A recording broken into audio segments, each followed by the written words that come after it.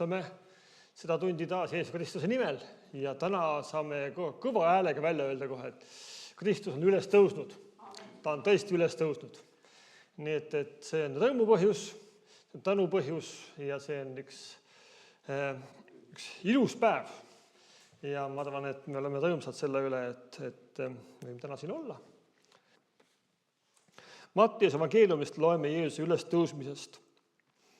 Aga kui hingamispäev oli möödas ja hakkas juba koitma nädala esimese päeva hommikul, tulid Maarja ja Magdalena ja teine Maarja hauda vaatama ja ennäe sündis suur maa värisemine, sest issanda ingel laskudes taevast tuli ja veeretas kivi kõrvale ja istus selle peale. Aga ta nägu oli nagu välk ja ta rõivad nagu valged nagu lumi. Aga hirmus tema ees värisesid valvurid ja kukkusid maha nagu surnud. Aga ingel pöördus naiste poole ja ütles, teie ärge kartke. Ma tean, et te otsite ristilöödud Jeesust. Teda ei ole siin, ta on üles äratatud, nõnda nagu ta ütles. Tulge vaadake paika, kus ta magas ja minge kiiresti, öelge tema jüngritele, et ta on üles äratatud surnust. Amen. See on Jumala sõna ja me teame, et see sõna on tõsi. Aga palvetame ka veel ennast Jumala teenistuse üle ja me võime tõusta ja olla palves. Hea Taeva Isa, me täname sind, et sina oled oma poja Jeesuse saatnud.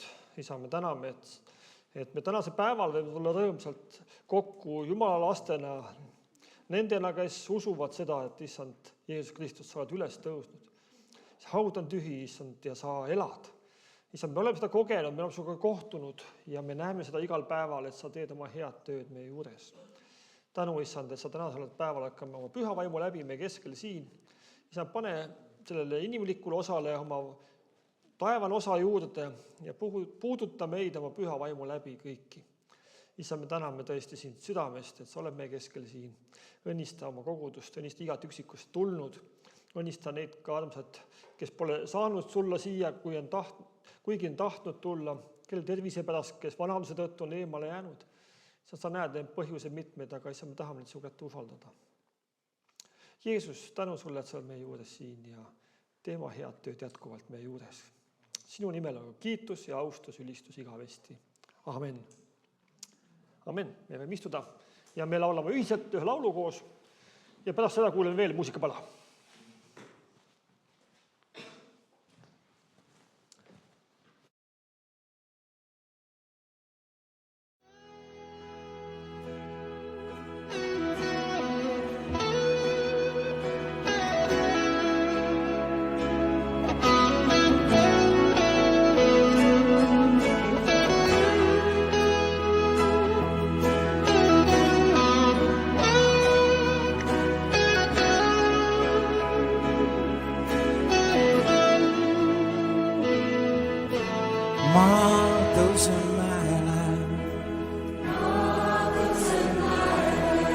Et näha su liikumist. Ma tõusen mäele. Et kuulda su vaimu häält. Oh, ma tõusen mäele. Et olla su lähedal. Ma tõusen mäele.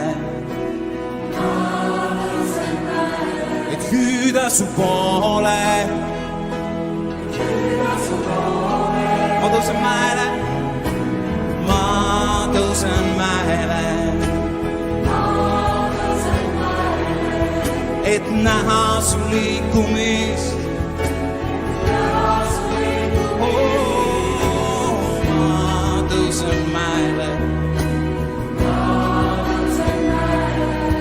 Et kuulda su vaimu häält. Oh, ma tõusen mäele. Et olla su lähedal. Ja ma tõusen mäele. Hüüda su poole. Kas vaim täidab? Las su vaim täidab selle.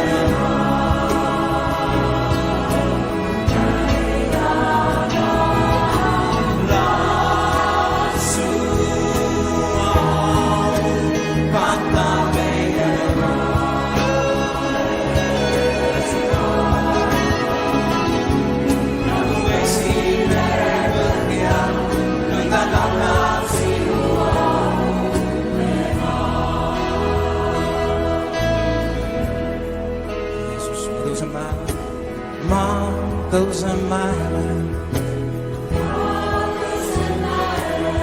et näha sind tulemas. Ma tõusen mäele, et tunda su vaimu tuum. Oh, ma tõusen mäele, et näha su jõgesi. Ma tõusen mäele, et hüüda su poole. Su vaim täidab. Las su vaim täidab selle.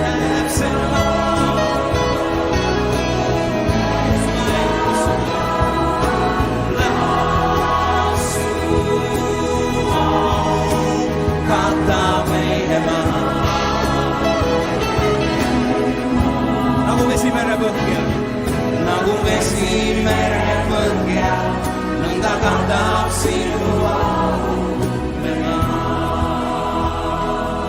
Kas su vaim täidab selle maa? Kas su vaim? Las su vaim täidab selle maa. Kas sinu au katab?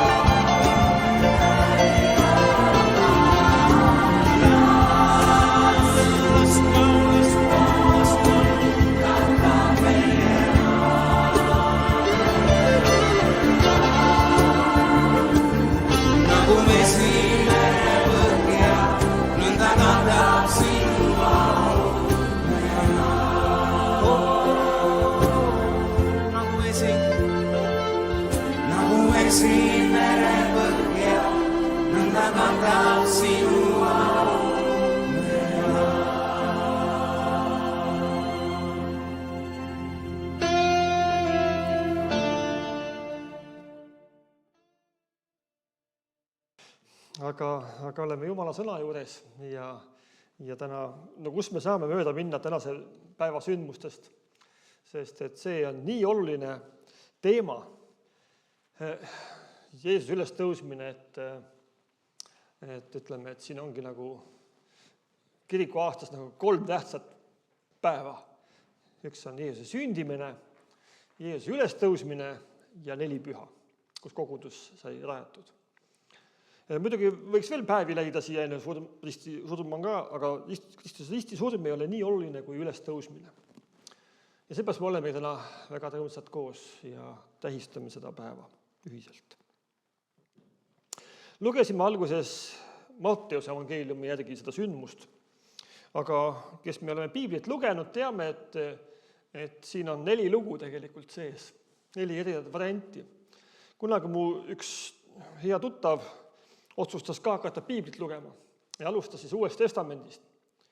Luges Matteuse evangeeliumi läbi, jõudis siis Markuse evangeeliumisse ja hüüab naisele, kuule, midagi valesti, ma olen seda lugu juba lugenud. Jõudis teise evangeeliumisse. Aga see ongi nii, et vahel mõnda asja peame mitu korda lugema. Sest iga tunnistaja, iga evangelist avab seda oma nurga alt tegelikult. Ja ma usun ka, et kui me nagu mõtleme asju erineva nurkade alt, siis me hakkame ka palju rohkem nägema suuremat pilti või ka nägema asju teise valgusega. Johannese 20. peatükk, salvid 1-10. Maarja Magdalena tuli hauale nädala esimese päeva varahommikul, kui oli alles pime ja nägi, et kivi oli haualt ära tõstetud. Ta jooksis siis ja tuli Siimon Peetruse ja selle teise jüngri juurde, keda Jeesus armastas, ja ütles neile, nad on issanda hauast ära viinud ja me ei tea, kuhu nad on ta pannud. Peetrus läks nüüd välja ja see teine jünger ka ning tulid haua juurde. Nad jooksid mõlemad koos, ent teine jünger jooksis Jeesusest Peetrusest kiiremini ning jõudis haua juurde esimesena. Ja kummargil sisse vaadates nägi ta surilinu, ometi ei astunud ta sisse. Siis tuli ka Siimon Peetrus temale järele, astus hauda sisse ja nägi maas olevaid surilinu ja higirätikut, mis oli Jeesuse pea ümber olnud, et see ei olnud koos surilinadega, vaid eraldi kokku mässituna teises kohas. Nüüd siis läks hauda sisse ka see teine jünger, kes esimesena oli hauale tulnud ning nägi ja uskus, sest nad ei teadnud veel kirjast, et ta peab surnuist üles tõusma. Jüngrid läksid nüüd taas ära kodu poole. Aamen. Kuidagi nukker lugu oli. Hommikul vara, mis juhtus haual. Mõtlesin selle peale, kuidas on see võimalik, et ühe inimese või õpetaja elu ja surm toob tervele maailmale nii suure muudatuse. Me räägime 2000 aastat hiljem sellest veel jätkuvalt.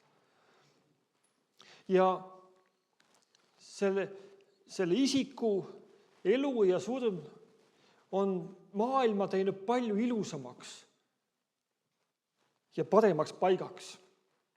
Mis oleks saanud meie maailmast, kui Jeesus ei oleks sündinud, kui Jeesus ei oleks elanud, kui ta ei oleks surnud ega üles tõusnud. Ma arvan, et me ei elaks siin enam üldse. See maailm oleks ammu hävinud juba. Aga miljonite inimeste elud on saanud muudetud ja paljud olukorrad on tervendatud.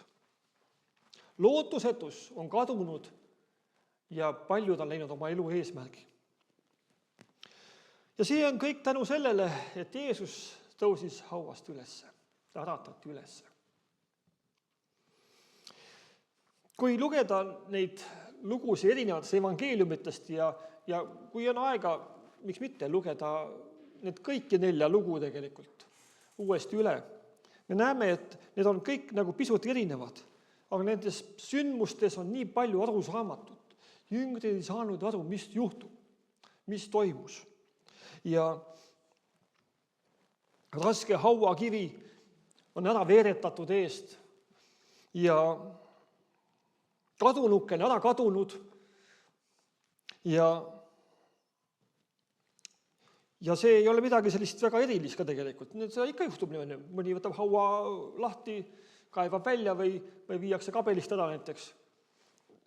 Ja mäletan oma lapsepõlvest lugu, kus elasin Keilas, kasvasin üles seal ja meil seal Keila vana kiriku vana surnuajas on mitu kabelit. Ja seal üks suuremad kabelid on Vääna kabel. Ja sinna maeti kunagi terve perekond, kes katku ajal ei surnud. See on 8 kirstu oli sees omal ajal seal ja muumiad oli sees seal. Aga poisikesed ronnisid üle selle värava ja lohistasid sealt siis 2 muumiat välja. Ja ühe panid siis nad Keila raudteejaama pingi peal istuma öösel pimedas. Ja teise vedasid kuskile Paldiski maanteele, panid tee peale nagu auto alla jäänud.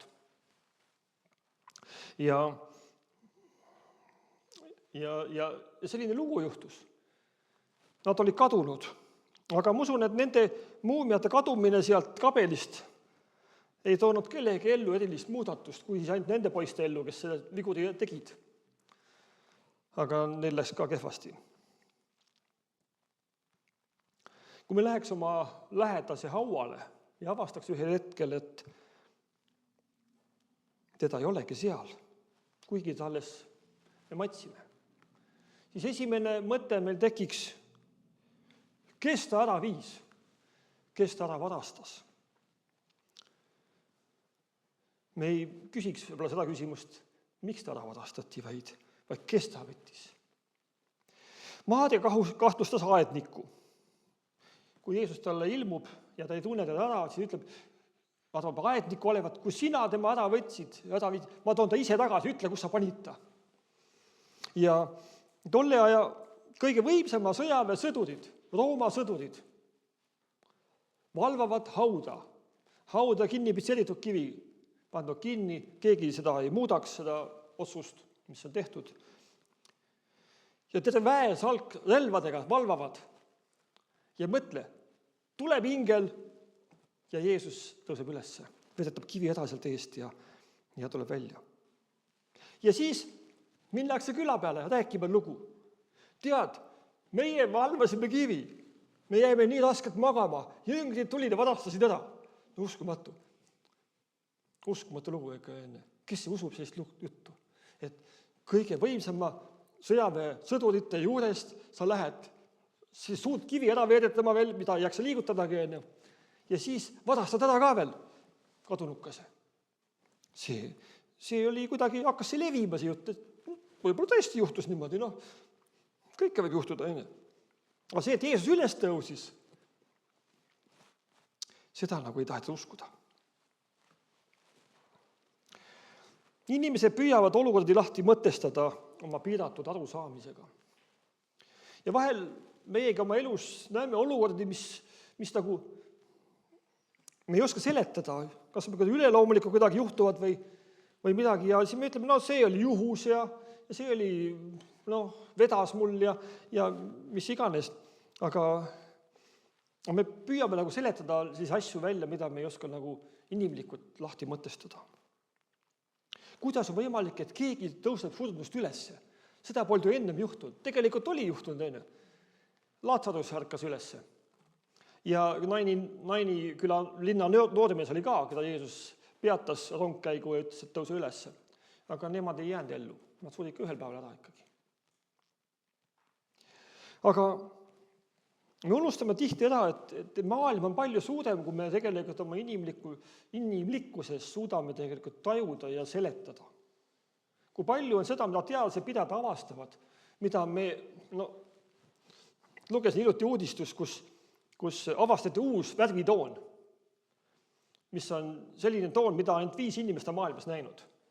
See oli mingi selline teaduseksperiment, oli laseriga laaditi silma auku täpselt õigesse kuskil nurga alla, täpselt õiges kohta, siis nad nägid mingit värvi, mida pole keegi ennem näinud. Et see on tegelikult tava inimese nagu nägemise ulatusest välja, spektrist väljas. Nagu. Et tegelikult ju see ei ole uudis, et nii palju meie ümber toimub, mida me ei oska seletada. Ja see, et midagi ka meil arusaamatuks jääb, see on normaalne tegelikult. Me ei peagi kõigest aru saama tegelikult. Isegi Jumala asjadest me ei suuda aru saada ja me kasvame tegelikult ka tihti peale oma nagu elukogemuses. Ja hommikul, kui naised läksid ülestumise hommikul, siis jüngritel teatama. Teate, mis lugu on? Jeesus on üles tõustud. Siis me loeme teisest evangeeliumist, et see oli jüngritele nende kõrvus nagu tühi jutt, naiste loba. Ja see ei ole võimalik, see naiste jutt, talle mõtlesid välja jälle. Ja see ei olnud see usutav. Isegi see, et inglid ilmusid neile. Ja tegelikult siin ongi see asi, et üks Jeesuse ülestõusmise tõendus on see, et esimesena said sellest teada naised. See on juudi maailm, meeste maailm, kus oli mehed kõige tähtsamad ja seda lugu rääkida, et naised esimesena teada said, see ei olnud nagu tavapärane, see oli eriline. Aga me teame, et keegi ei vaidlustanud seda hiljem. See oli nii. Aga muutus toimus siis jüngrite elus, naiste elus, kui nad isiklikult kohtusid Jeesusega, ülestõusnud Jeesusega. Ja see ongi selle loo võti. Jüngrite arusaamine muutub sellest hetkest, kui nad kohtuvad Jeesusega. On mitmeid lugusid, mida me täna ei jõua lahti rääkida ja milles peatuda. Üks on see Emmause teel 2 jüngri lugu, kus 2 jüngrit pärast kõike seda, mis oli toimunud suurel reedel, lähevad siis Emmause poole ja Jeesus liitub nende seltskonnaga, nad ei tunne Jeesust ära ja siis Jeesus hakkab neile lahti seletama kõike seda, mida tema kohta on Vanas Testamendis kirjutatud. Ja nende arusaamine muutub sellest. Kõik, mida on ennem seda räägitud Jeesuse kohta, ongi täide läinud. Ja see, et ta suri, et ta 3. päeval üles tõusis, kas sellest on juba räägitud mitmesada aastat tagasi tegelikult. Ja see on ka see üks Jeesuse ülestõumise põhjus või tõendus, et Jeesus on tõesti üles tõusnud. Jüngrid on lukus uste taga, nad kardavad ka vahistamist samamoodi. Nad on koos, nad mõtlevad, mida teha edasi, kuidas edasi minna. Nende õpetaja on ära võetud, ta on tapetud, ta on maha maetud, mida teha edasi. Ja siis naised räägivad, et ta on kadunud ka veel hauast. Ja siis äkitselt tuleb Jeesus ja seisab nende keskel. Ja ütleb neile, rahu teile. Shalom. Heebrea keeles. Shalom. Ja see on tavaline juudi rahu tervitus nagu. Ja seisab nende keskele, ütleb, ärge kartke, mina olen see, kes suri ristil, kes oli maetud ja elan. Ja jüngrite arusaamine läks lahti äkitselt. Ja Jeesus hakkab rääkima neile, miks see pidi kõik juhtuma. See ei ole nagu mingi selline apostlid välja mõeldud müüt ega sisemine fantaasia, vaid see on ka selline ajaloolise tegelikkuse tunnistamine. Esimestel sajanditel Jeesuse hauapaik ei olnud üldse see paik, kus käidi palverännakul, mida austati. No, see unustati ära sajanditeks ja alles hiljem, kui Rooma ja kirik, kristlik kirik sai juba nagu riigikiriku staatuse, siis hakkasid need pühad paigad nagu välja ilmuma jälle, kus käidi palverännakutel ja igasugu muid asju hakkas juhtuma. Aga Jeesuse haud alguses ei olnud üldse see paik, kus käia. Teda mälestamas või seda kuidagi moodi austamas.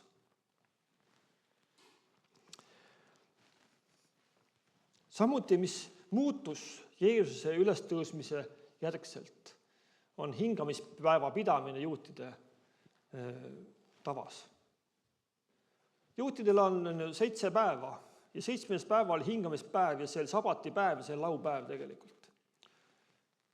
Aga mingil hetkel juudi mehed, kes olid oma lapsepõlvest peale seda pidanud, 7. päeva, laupäeva pühaks paigast, muutsid ära hingamispäeva pühapäevaks. Sest Kristus tõusis üles pühapäeval. Ja see pidi eriline sündmus olema, mis tõi sellise suure muutuse tegelikult. See ei olnud lihtsalt, et keegi oli ja suri ja räägiti mingi lugusi ja nüüd me mõtleme, et no kogu maailma võiks nagu teistmoodi teha. Et see oli reaalne asi, mida esimestel sajanditel nagu usuti ja tehti. Hingamispäev sai alguse sealt. Ja me teame isegi meie lääne kalender, kõik on juba tegelikult Kristuse sünnist juba hakkab arvestus pihta. Nii oluline isik oli ta meie jaoks. ja ta on praegusel päeval ka. Lugedes Apostlitegude raamatut ja Peetruse jutlust 4 pühapäeval, see on Apostlitegude raamatu 2. peatükk, salmis 24. See on ka väga huvitav lugu. Ja siin Peetrus räägib, aga Jumal on tema üles äratanud, Jeesuse üles äratanud päästest ja surmavaludest, seepärast, et surmal ei olnud väge teda pidada oma võimuses. Salmis 32 loeme edasi. Sellesama Jeesuse on Jumal üles äratanud surnust. Meie kõik oleme selle tunnistajad. Ja me loeme, et 3000 juudi meest sellel päeval lisati koguduse juurde. See ei olnud nagu ühe inimese mõte, et kuule, et lahe mõte, teeme midagi Jeesuse, hakkame kummardama Jeesust kuidagi pidi. Vaid see kultuur, nad olid lapsepõlvest päeva elanud messi ootuses. Ja siis ühel hetkel, kui Peetrus pidas jutlust ja Püha Vaim tegi need mõistuse lahti, sai aru, oligi nii.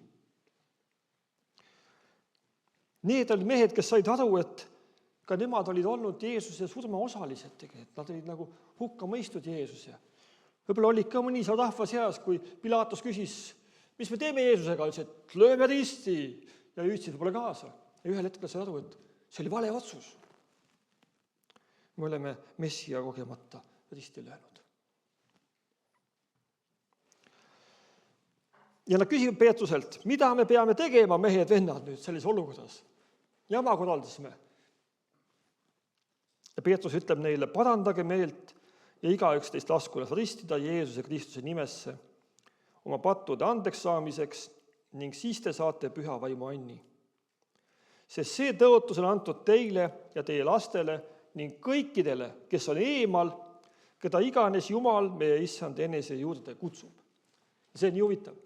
Meie oleme ka siia piiblisse sisse kirjutatud juba. Meist on kirjutatud ka midagi siin. Sest see tõotus on antud teile, teie lastele, kõikidele, kes on eemal. Me oleme ka eemal tegelikult, enne. Keda iganes Jumal meie issand enese juurde kutsub. Kui issand on sind enese juurde kutsunud, siis tegelikult sa oled juba osa Jumala sõnast ka. Ja see on nagu nii hea. Teine asi, mis siit veel tuleb välja, on see Püha Vaimu anni küsimus. Et esimene osa on see, mis muudab, on see, et Jeesus on üles tõustud. On tunnistajad, kes on rääkinud sellest. Ja teine on see, et Jumala Püha Vaim valati välja oma laste peale. Jumala laste peale. Kui sa oled neid 2 asja kogenud oma elus, oled Jeesusega isiklikult kohtunud ja oled saanud Jumala Pühast Vaimust osa, siis sa ei kahtle selles, kas Jeesus on üles tõusnud või ei ole. Ta elab.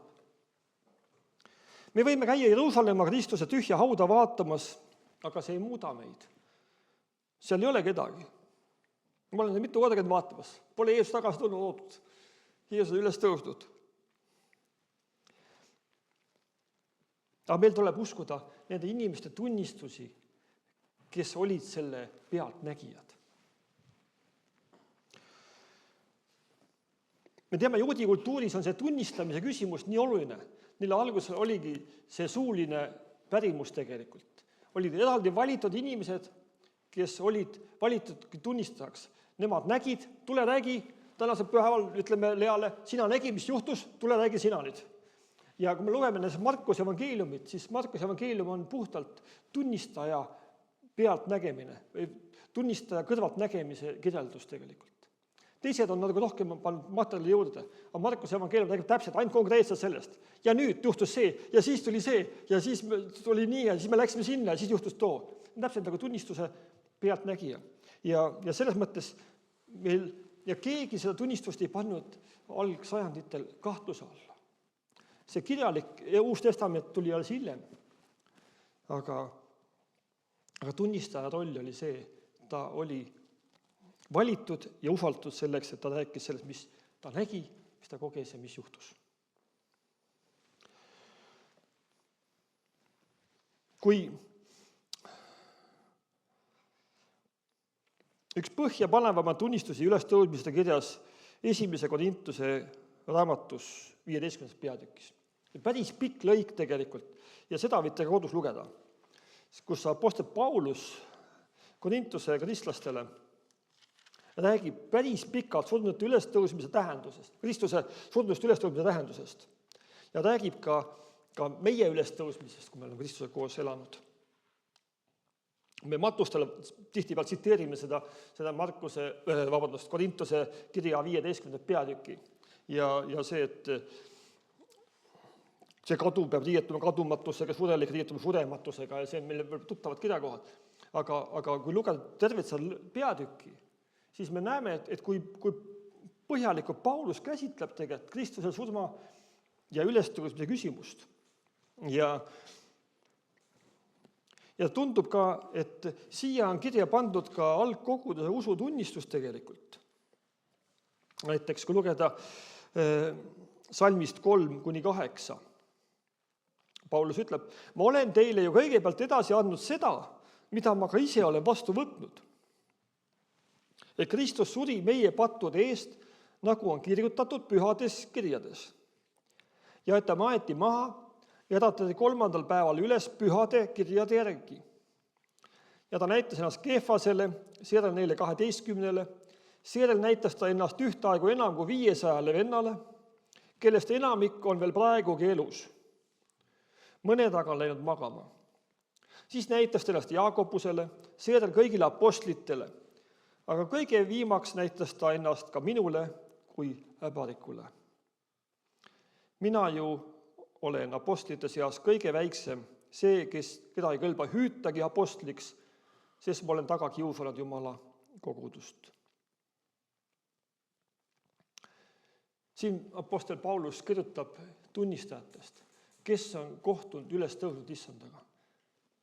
Ja ta ütleb, et siin isegi neid oli üle 500 ja et enamus on elus, minge küsige, kui usu enne. Ja Korintuse koguduses võis olla ka selliseid inimesi, kes kahtlesid selles. Aga Paulus räägib nendest, mis on juhtunud. Ta ütleb, Kristus suri meie pattude eest, nagu on kirjutatud pühades kirjades. Teine fakt on nimetatud, et ta maeti maha. Ja 3. äratati 3. päeval üles pühade kirjade järgi ja seejärel ta näitas ennast. Siin kasutatakse kreeka keeles sõna ilmus. Me ei saa kuidagi Jeesuse ilmumist ise esile kutsuda, vaid tema ilmutab ennast siis, kui ta seda tahab. Ja meil oli paar pühapäeva tagasi, kui noored Tallinnast olid siin, siis rääkisid sellest, kuidas oma raskes olukorras, Liina-Liis rääkis just selle, kui ta oma olukorras, nii raskes olukorras oli, siis Jeesus ilmutas ennast talle. Ja ta sai sellest nii julgustatud. Jeesus ilmutab aeg-ajalt meile ennast. Me ei saa seda kuidagi esile kutsuda, vaid tuleb siis, kui ta tuleb. Mõnel on see olnud, see kogemus, mõnel ei ole. Aga see ei tähenda seda, et ta ei ole üles tõusnud, ta on üles tõusnud. Me teame, Araabia maailmas on hästi palju inimesi, kes kohtuvad kas unenägudes või lähevad Mekkasse palverännakule ja kohtuvad seal Jeesusega. Jeesus küsib, mis sa siin teed? Mine koju ja kuuluta, et ma olen üles tõusnud. Ja väga paljud piirkonnad, kuhu kristlased ei saa minna evangeeliumi kuulutama, näevad ilmutust Jeesusest ja nende elus saab muudetud. Nad lähevad ja hakkavad kuulutama Jeesust. Jeesus ilmutab ennast. Apostel Paulus räägib, et Jeesus näitas ennast esimesena Keefasele või Peetrusele, 12 enam kui 500 ühtaegu, kellest enam ikka veel elus Korintuse kirja kirjutamise ajal. Näitas ennast ka Jaakobusele ja kõigile apostlitele ja kõige viimaks ennast ka minule kui äbarikule. Me teame, Pauluse kohtumine Jeesusega oli siis, kui ta läks kristlasi vangistama. Ta oli tagakiusaja, suur innukas kristlaste tagakiusaja Damaskuse teel. Ja kui suur valgus tuleb tema peale ja küsib, Saul, Saul, miks sa mind taga kiusad? Ja Saul kukub maha sinna pimedana ja küsib, kes sa oled? Ma olen Jeesus, keda sa taga kiusad. see olukord, see kohtumine Saulusel muutis teda selliselt, isegi ta nimi muutus Pauluseks.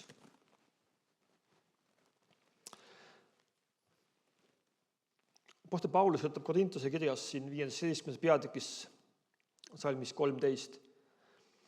Aga kui surnute ülestõusmist ei ole, siis ei ole ka Kristus üles äratatud. Aga kui Kristus ei ole üles äratatud, siis tähendab see, et ka meie jutlus on tühine ja tühine on ka teie usk. Väga konkreetne juttu tegelikult. Me teeme tühja tööd siin, kui Kristus pole üles tõusnud, me ajame mingit juttu lihtsalt. Ja apostel Paulus ütles seda juba Korintuse kogudusele. Surnute ülestõusmine tuleb, siis Kristus on üles äratatud. Ja meie kristlastena oleme selles lootuses elamas tegelikult. Ühel päeval, sellised nagu Kristus sai muudetud ühel päeval. Hauad avatakse, kirstud lähevad lahti ja tulevad välja need. Kõik inimesed tulevad välja. Me elame, sest Kristus elab. Me elame tegelikult nii kaua kahtlustes, kas see jutt Jeesuse ülestõusmisest on tõde ikka või mõte, kui me oleme temaga isiklikult kohtunud. Issand ilmutab meid, kutsub meid erinevatel aegadel. Mind kutsus Jeesus lapsena. Ma olin 5-aastane poiss, kui ma kohtusin Jeesusega ja väikse poisile ma sain aru juba tegelikult, et ma olen eksinud, ma olen pattu teinud, ma olen emal sõnakulmatu olnud või vahel pole sõna kuulnud või midagi pahandust teinud. Meil erinevad ajad on, erinevad vanusest. Jeesus kõnetab vahel meid. Ja küll on hea, kui me seda hetke maha ei maga. Kohtumist Jeesusega.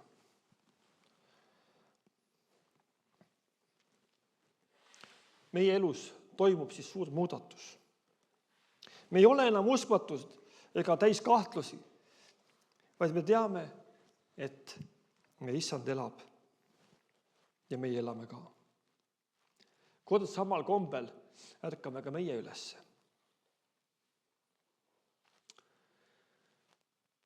Hea kuulaja, oled sa kohtunud isiklikult Jeesuse Kristusega, ülestanud issandaga.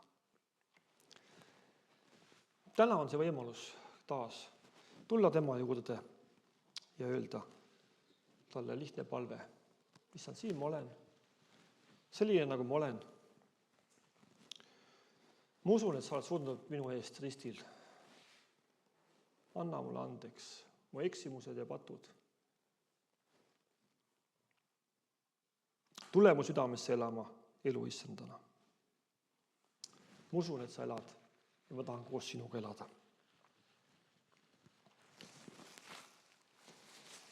Selline lihtne palve muudab meie elu.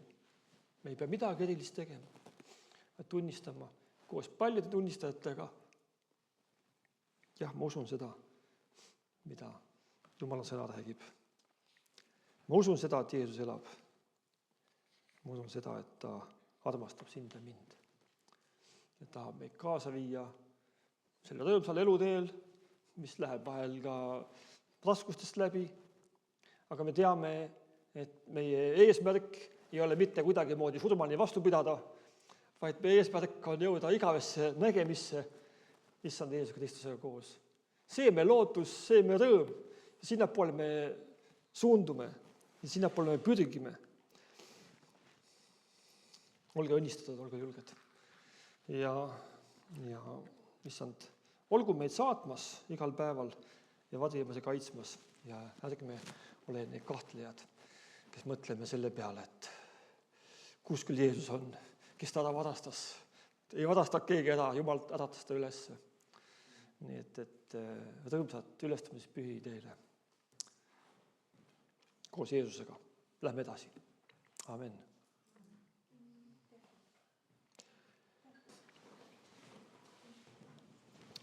Issand Jeesus, me täname sind südamest, et sina oled hea, issand, kes tulid maailma ja tõid ühe suure muutuse. Issand, me mõtleme tänu meeles sulle, issand, sa tulid ja elasid 3,5 aastat andsid me inimeste keskel. õpetades, julgustades ja oma jüngreid juhatades. Ja issand, tänase päeval üle 2000 aasta hiljem veel me oleme koos ja me täname sind selle eest ja kogeme seda, et issand, sina oled elamas. Issand, sa oled püha vaimu läbi meie juures ka igal päeval. Ja issand, me teame, Jeesus, et sul on üks parim plaan meie jaoks, iga üksiku jaoks.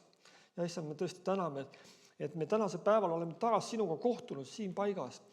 Issand, me täname, et võime kinni võtta su 6 õlmast otsa, kui sinu käes kinni võtta ja öelda sulle, issand, aita mind edasi minna.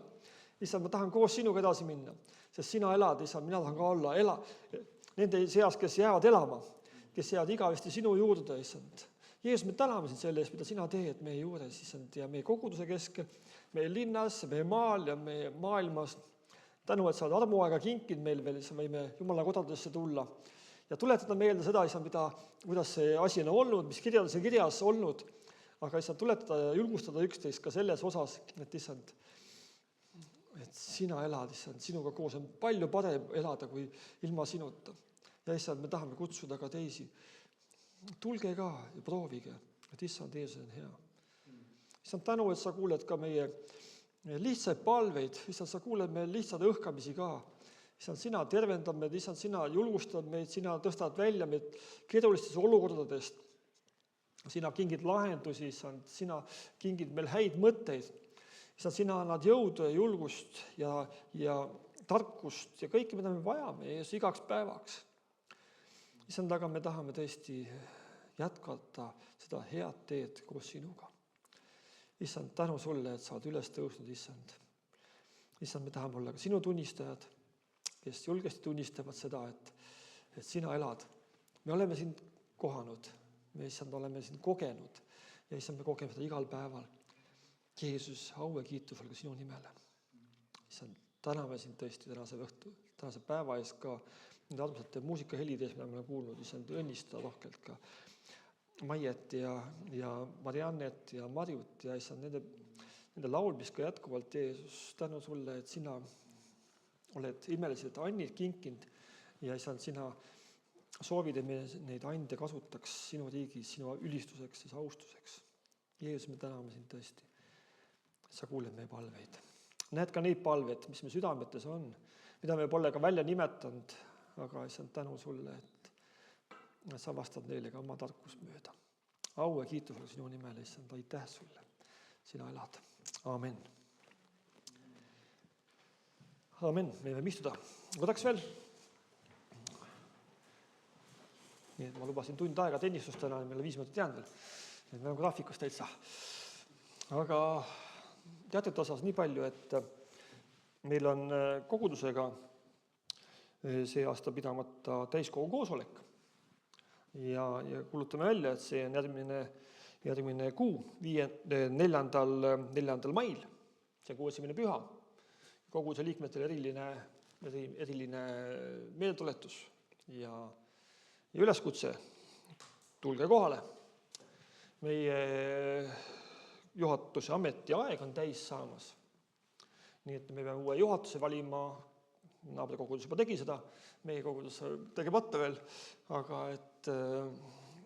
ja revisjoni komisjon samuti ja ilmselt siis ka on vaja pastori aruanne kuulata ja kinnitada majandusaruanne ka, kui see tuleb, aga loodame, et jõuab selleks kohale ka. Ja muud jooksva küsimused ka, aga siis ütlele ka teistele ka edasi, keda täna ei ole meie keskel, et siis maikuu 1. püha, 4. mai. Tulge kohale ja varuge aega. Natuke rohkem kui täna. Siis 10. mai kell 4 on taas naistepäev. Naistepäev on iga kuu meil. Me lähme nagu tihedamalt, kui meie kalender on, aga siis naiste palvepäev või osaduspäev. Et meil on küll olemas Kairi Palmik, kes räägib ka esoteerikast ja selle teemadel uusvaimsusest ja kõigest muust ja meie ajalehes kohalikus on ka selle kohta väike artikkel ilmunud, et võite lugeda seda veel, aga siis panna ka küsimused valmis, kui teil on mingi küsimus sel teemal on, siis ta hea meelega räägib ja palvetab ka siis kõigi vaatab seda naistöö pärast. Ma ei tea, kuidas seda mehed teevad sel ajal, aga küll mehed ka midagi välja mõtlevad.